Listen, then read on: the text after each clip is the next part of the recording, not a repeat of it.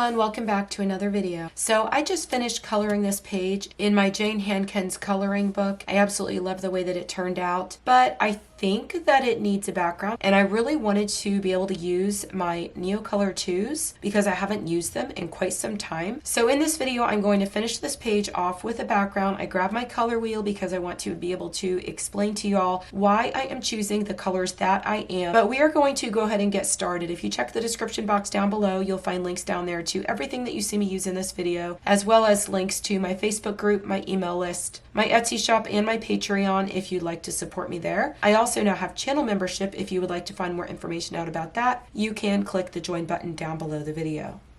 Okay, so here's the page that I just finished. I may add a little bit more to it. I'm still trying to figure out what I'm going to do with the circles that I just colored over on the mushroom. I'm not sure what color I want those to be yet. I'm thinking possibly yellow, but I haven't moved forward with that yet, so I'm just leaving them the way that they are for now. Let me go ahead and show you which book this is. So it is Jane Hankins Imaginary World. I've colored a couple pages in here. I absolutely love the paper. I don't think that you could get these books anymore, but they were wonderful to have when you can get them because the paper is really, really wonderful and it works beautifully with colored pencils or any other mediums you'd like to use. I'm probably going to do the background just to here. I'm either going to take what I did down here, which looks like it would be, I guess, the dirt in the forest.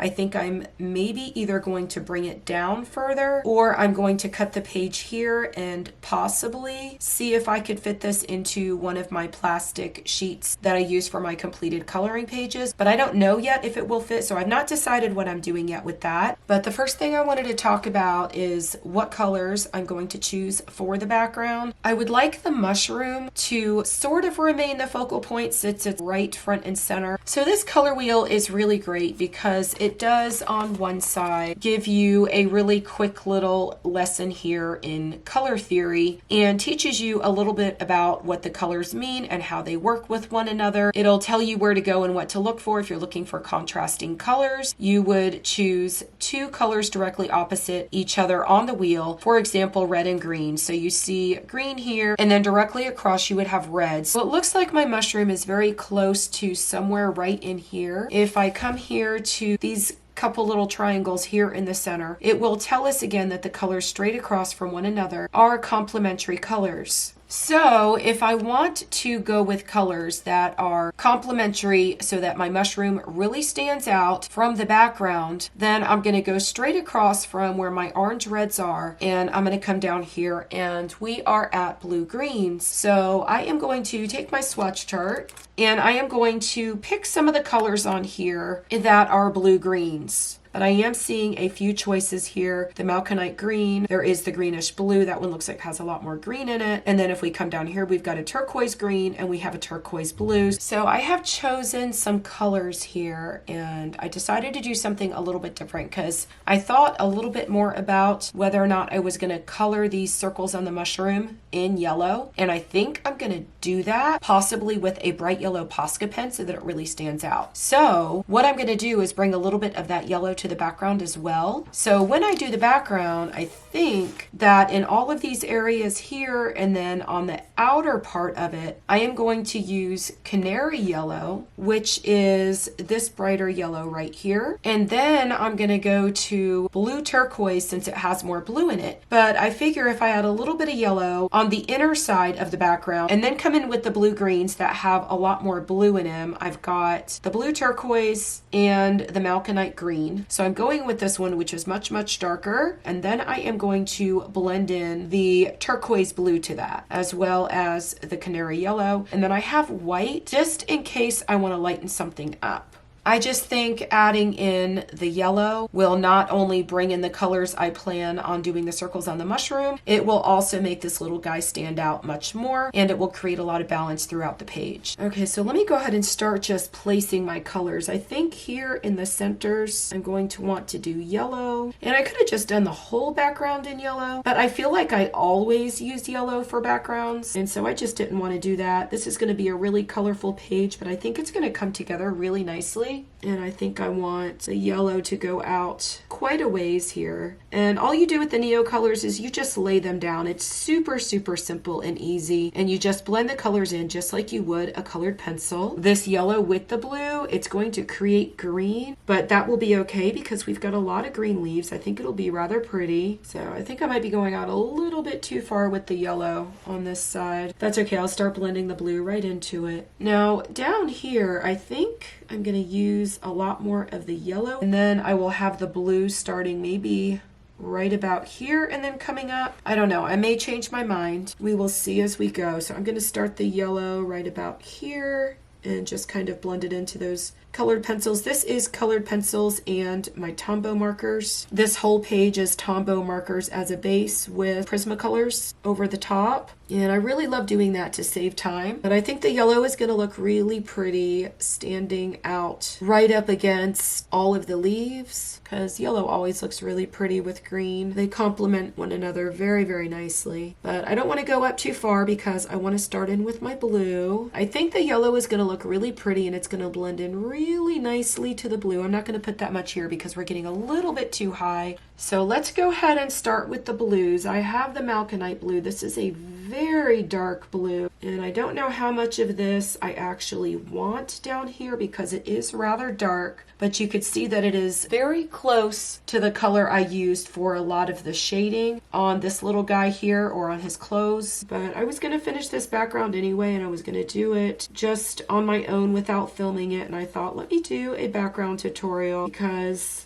I don't know, I really love the NeoColor 2s, and I feel like they're a super fun art supply to have, especially if you like doing a lot of backgrounds. And you don't have to just do backgrounds with these. You can also color full coloring pages with them if you want to. I'm not sure how much I want with the lighter blue, so I'm not going to add too much of this darker blue. I do want to make sure I get enough down there so that when I add my water, it blends out really nicely. I may have added a little too much yellow down here because I do want an outline of this darkest color. Now see, I said I wasn't going to come down that far, but I ended up doing it anyway, but that's okay. Now I'm just taking this lighter green blue, which is blue turquoise, and I'm just filling in all the spaces where I don't have any color yet. I think I want a little bit more yellow in there, so I kind of wanted yellow around my little fairy guys here. This is going to be an awfully colorful background. So I did decide to go ahead and just add a little more yellow in here. So I brought that up just a little bit more so I could come in with this color and then just blend it right down into there. I think I'm going to start down at the bottom with the water and see how this looks. Okay, so I have my water brush. Let me go ahead and get it started. And I've got a napkin because you want to make sure you wipe your brush off. I'm going to start here with the lightest color and move it into the darkest one. And of course it is making green, but that's okay. But these are super fun. You just got to make sure you blend them out really nicely. I think I might have made a good choice of colors. We'll see after it's all done. It is actually making it look more green because I'm pulling the yellow into the green, so it's kind of changing the colors. But that is super cool. It may be the most colorful background I've done yet. Let me come up here and get some of this.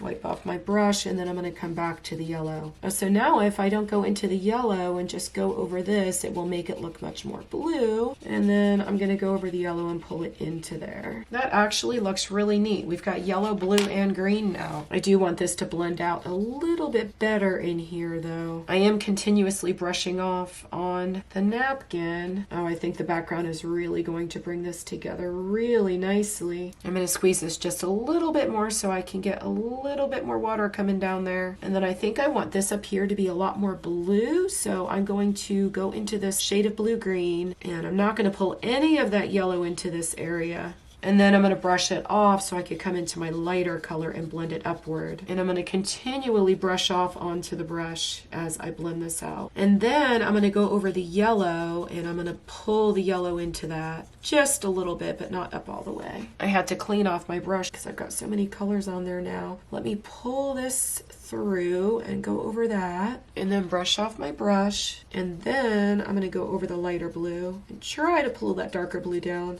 Okay, now I want to clean my brush really good, and I'm going to go over the yellow And then I'm going to come back into the blue and pull that down a little bit so those two blend together nicely. I feel like I really like where it created green, so I may add a little bit more color or blend these out a little bit differently here. Pull this down just a little bit so that it creates a little bit of green. I think I really like that look. And we're going to go over this yellow here, blend this out. Okay, so now that you can see exactly what I'm doing, I'm going to go ahead and add some music and speed this up to get...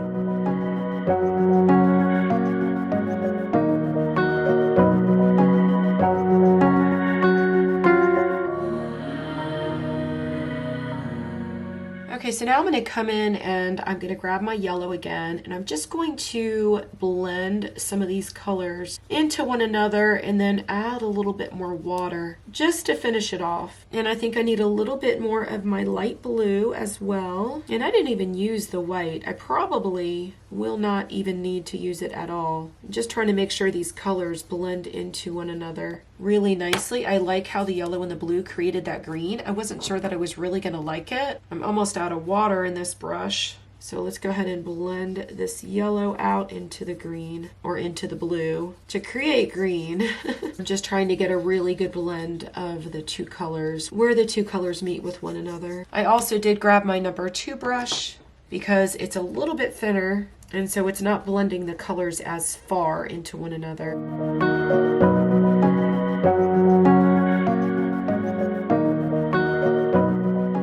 Okay, so the only space I see that I don't like the way they blend is right up here. So I'm gonna come in and try to fix that now too. And I am just blending a little bit of white into here to lighten the colors up and maybe make them come together a little bit better. And I don't think we need any more of the darkest color because that one is really dark. I think all the colors are blending together much more nicely.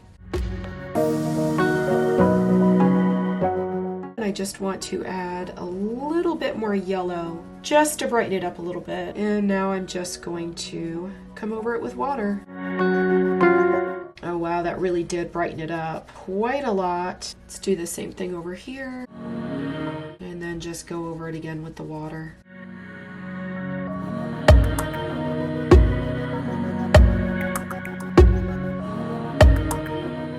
The background is done and I absolutely love it. I love how adding the yellow and blending it into the blue greens turned it into green. I was really worried about it in the beginning when I started working on this background, but I think that the addition of the greens really brought in the colors from the leaves here and then again down here. And then all of the blue green up and around the outside really added to this little guy here, and it just brought the whole page together, adding a whole lot of balance. And I did that with just 3 colors. I love playing with NeoColor 2s. I love using them for backgrounds. I really want to just use them on a whole coloring page and see how that turns out. But if you would like to see any other background tutorials, please let me know in the comments below what you would like to see, what mediums you would like to see used. I'm getting ready to finish up another coloring page, so I will need to do another background. Everything you've seen me use in this video will be in the description box below. I hope you all have a wonderful day. I will see you in the next video. Happy coloring. Bye.